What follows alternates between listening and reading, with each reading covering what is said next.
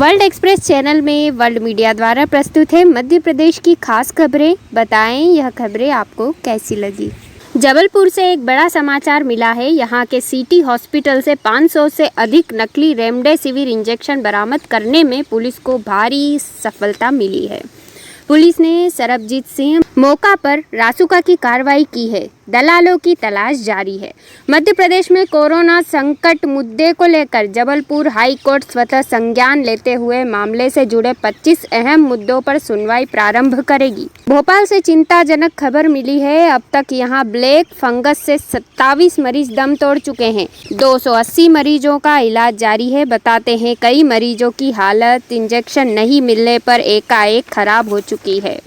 जबलपुर के medical college में भर्ती पाटन तहसील के गणेश नामक मरीज ने कोरोना संक्रमण से तंग आकर अपना गला काट लिया। चक्रवाती तूफान ताऊ ने पश्चिम मध्य प्रदेश में धूम मचा दी है। आगर मालवा सहित पश्चिम क्षेत्र के कई जिलों में कल शाम से तेज और धीमी बारिश हो रही है। इंदौर के श्रमिक क्षेत्र स्थित प्राचीन शिव मंदिर में भक्तजनों ने एक नागिन के दर्शन आखा तीज के दिन किए। इसके दूसरे दिन नागिन को खोजने नाग मंदिर के बगीचे में निकले और एक कुएं में गिर गए। भक्तजनों ने उन्हें निकालने के प्रयास किए जो असफल रहे। कुछ देरी बाद नाग देवता एकाएक अदृश्य हो गए।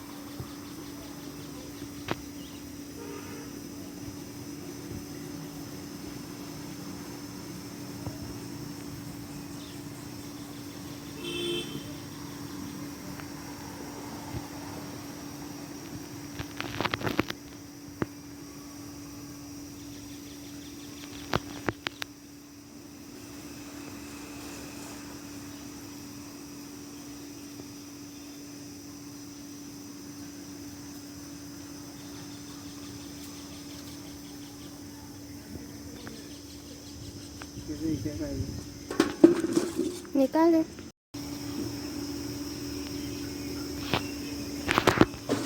आया बाबा आया।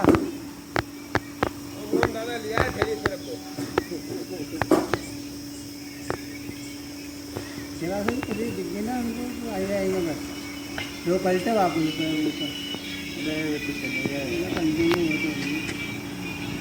आओ इतने लोग इतनी सुरक्षा में खड़ा है आगे तो अरे आ गए थे वो तो नहीं चलेगा जाते बाइक की तो दूसरा कहीं हाँ वो गया होता नहीं आ जाएंगे देख लिया मैंने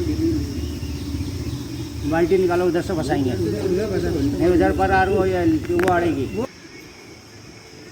गया आज रात मुश्किल है निकलना आज पानी की बारी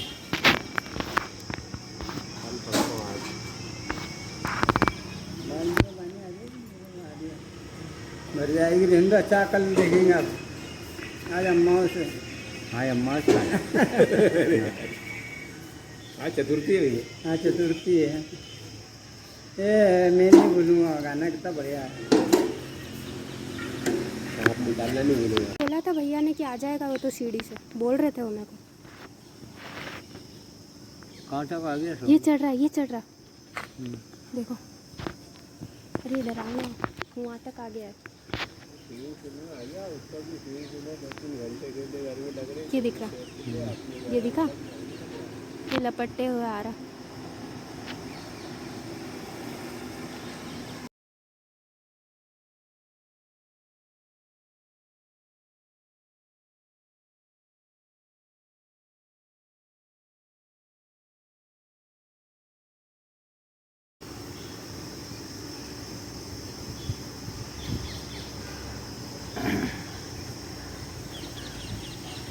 बहुत है बार आते हैं ना अभी हमने इससे नहीं अपने तो कि आज से ही पता चल जाता है कि इधर कोई आ रहा है तो नहीं। हाँ भाई ये तो ईंट वाला मामला है ना प्लास्टर नहीं चढ़ जाएगा वो निर्मित तपस्या कर रहा था। प्रसिद्ध राष्ट्रीय पत्रकार शशि शुक्ल के निधन पर श्रद्धांजलियों का सिलसिला जारी है। शशि जी को श्रद्धांजलि देते हुए प्रदेश की ख्यातनाम शिक्षाविद डॉक्टर शोभा सुद्रास ने कहा। वर्ल्ड एक्सप्रेस चैनल में मैं डॉक्टर शोभा सुद्रास अपना शोक संदेश दे रही हूँ। राष्ट्रीय पत्रकार श्री शशि शुक्ल अचानक नहीं रहे। कोरोना संक्रमण ने उन्हें हमसे सदा सदा के लिए छीन लिया है। शशि जी एक रचनाधर्मी पत्रकार थे और वे पत्रकारिता के चमकते शशि थे।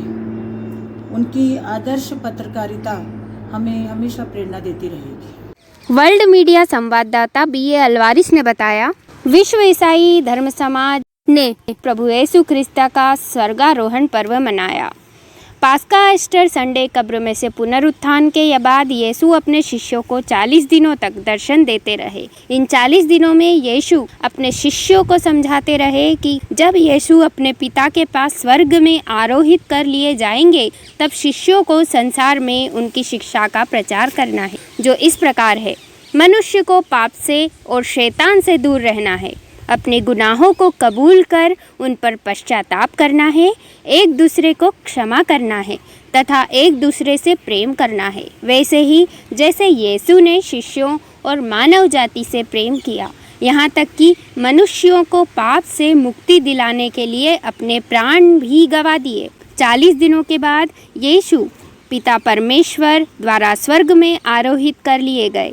इसी यादगार में यह पर्व अभी तक बड़ी धूमधाम से मनाया जाता आ रहा है, किंतु इस वर्ष प्रत्येक देश तथा स्थान यह पर्व कोविड-19 की सावधानियों के साथ अपनी अपनी सुविधा अनुसार ऑनलाइन मनाया गया।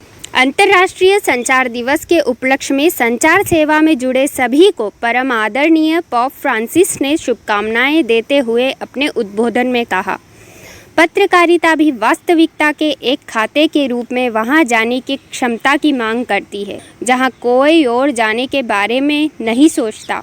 बाहर निकलने की तत्परता और देखने की इच्छा, जिज्ञासा, खुलापन, जुनून। हम उन सभी पेशेवरों, पत्रकारों, कैमरा ऑपरेटरों, संपादकों, निदेशकों के साहस और प्रतिबद्धता के लिए आभार व्यक्त करते हैं, जो अक्सर अपने काम को अंजाम देने में अपनी जान जोखिम में डालते हैं। उनके प्रयासों के लिए धन्यवाद।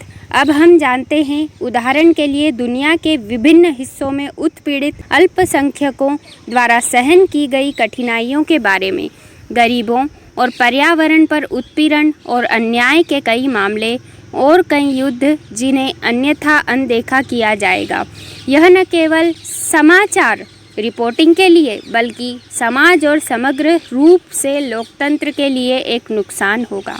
अगर वे आवाज़ें फीकी पड़ गई, हमारा पूरा मानव परिवार खराब हो जाएगा। हमारी दुनिया में कई स्थितियां इससे भी ज़्यादा महामारी के इस समय में संचार मीडिया को आने और देखने के लिए आमंत्रित कर रही है। हम केवल पुस्तकों के 2 सेट रखने के अमीर देशों के लेंस के माध्यम से महामारी और वास्तव में हर संकट की रिपोर्ट करने का जोखिम उठा सकते हैं। उदाहरण के लिए सामान्य रूप से टीकों और चिकित्सा देखभाल का सवाल है, जो गरीब लोगों को छोड़कर जोखिम में है। एशिया, लैटिन अमेरिका और अफ्रीका के गरीबी से जूझ रहे गांव में इलाज के लंबे इंतज़ार के बारे में हमें कौन बताएगा। वैश्विक स्तर पर सामाजिक और आर्थिक मतभेद कोविड विरोधी टीकों के वितरण के क्रम को निर्धारित करते हैं। गरीबों के साथ हमेशा लाइन के अंत में और सार्वभौमिक स्वास्थ्य देखभाल के अधिकार की सैद्धांतिक रूप से पुष्टि की जाती है, लेकिन वास्तविक प्रभाव को छीन लिया जाता है। फिर भी अधिक भाग्यशाली की दुनिया में गरीबी में तेजी से फिसल रहे परिवारों की सामाजिक त्रासदी काफ़ी हद तक छिपी हुई है। जो लोग प्रावधानों का एक पैकेज प्राप्त करने के लिए धर्मार्थ संगठनों के सामने लाइन में प्रतीक्षा करने में शर्म नहीं करते हैं, वे समाचार बनाने की प्रवृत्ति नहीं रखते हैं। प्रभु हमें स्वयं से आगे बढ़ना और सत्य की खोज में निकलना सिखाएं। हमें बाहर जाना और देखना सिखाएं। हमें सुनना सिखाएं। पूर्वाग्रहों का मनोरंजन न करें या जल्दबाजी में निष्कर्ष न निकालें। हमें सिखाइए कि जहाँ कोई और नहीं जाएगा, समझने के लिए आवश्यक समय लेने के लिए, आवश्यक बातों पर ध्यान देने के लिए, सतही से विचलित न होने के लिए, सत्य से भ्रामक दिखावे को भेदने के लिए हमारी दुनिया में अपने निवास स्थानों को पहचानने की कृपा करें और जो हमने देखा है उसे दूसरों को बताने के लिए ईमानदारी की आवश्यकता है।